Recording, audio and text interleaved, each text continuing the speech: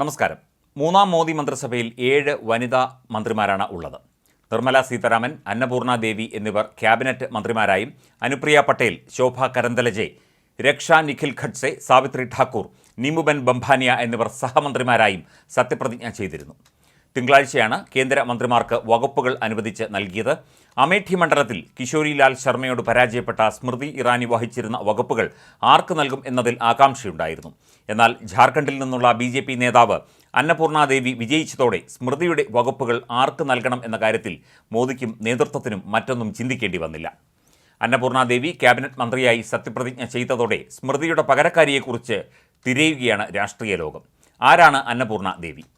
1970 ഫെബ്രുവരി 2 ജാർഖണ്ഡിലെ ധൂംഖയിലാണ് അന്നപൂർണ ദേവി ജനിച്ചത്. റാഞ്ചി സർവകലാശാലയിൽ നിന്നാണ് ബിരുദാനന്തര ബിരുദം നേടിയത്. വീട്ടമ്മയിൽ നിന്ന് രാഷ്ട്രീയത്തിലേക്ക് ഇറങ്ങിയ അന്നപൂർണയുടെ വളർച്ച പ്രതീക്ഷിച്ചതിലും വേഗത്തിലായിരുന്നു. 98-ൽ ഭർത്താവും RJD നേതാവുമായ രമേശ് യാദവ് മരിച്ചതിന് പിന്നാലെയാണ് അന്നപൂർണ രാഷ്ട്രീയത്തിലേക്ക് ചുവടുവെക്കുന്നത്. 98-ൽ ജാർഖണ്ഡിലെ കൊതർമ നിയമസഭാ തെരഞ്ഞെടുപ്പിൽ RJD ടിക്കറ്റിൽ നിന്നാണ് അന്നപൂർണ ജയിക്കുന്നത്.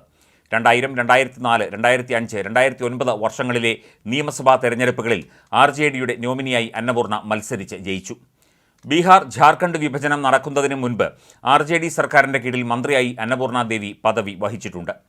2012-ൽ ജലസേചനം, വനിതാ ശിശുക്ഷേമം, രജിസ്ട്രേഷൻ മന്ത്രാലയത്തിൻ്റെ മേൽനോട്ടം വഹിക്കുന്ന ജാർഖണ്ഡിലെ ക്യാബിനറ്റ് മന്ത്രിയായി ഇവരെ നിയമിച്ചിരുന്നു. 2014-നും 2019-നും ഇടയിൽ അന്നപൂർണ ജാർഖണ്ഡിലെ RJD മേധാവിയായി സേവനമനുഷ്ഠിച്ചുവെന്നും ഇന്ത്യൻ എക്സ്പ്രസ് റിപ്പോർട്ട് ചെയ്തിട്ടുണ്ട്. 2019-ലെ ലോക്സഭാ തെരഞ്ഞെടുപ്പിന് മുൻപ് അന്നപൂർണ ഭാരതീയ ജനതാ പാർട്ടിയിലേക്ക് മാറി. ഇത് അവരുടെ ജീവിതത്തിൽ വലിയ ഒരു വഴിത്തിരിവായി. ജാർഖണ്ഡ് വികാസ് മോർച്ചയിലെ ബാബുലാൽ മറാണ്ടിയെ 4.55 ലക്ഷം വോട്ടിൻ്റെ ഭൂരിപക്ഷത്തിലാണ് BJP സ്ഥാനാർത്ഥിയായ അന്നപൂർണ തോൽപ്പിക്കുന്നത്. 2021-ൽ ജൂലൈ 7-ന് വിദ്യാഭ്യാസ സഹമന്ത്രിയായി അന്നപൂർണയെ കേന്ദ്ര സർക്കാർ നിയോഗിച്ചു. 2024-ൽ ജാർഖണ്ഡിൽ നിന്ന് ജയിച്ച 8 BJP സ്ഥാനാർത്ഥികളിൽ ഒരാളാണ് അന്നപൂർണ. CPI ലിബറേഷൻ്റെ വിനോദ് കുമാർ സിംഗിനെ 3.77 ലക്ഷം വോട്ടിൻ്റെ ഭൂരിപക്ഷത്തിലാണ് കൊതർമയിൽ നിന്ന് അന്നപൂർണ പരാജയപ്പെടുത്തിയത്.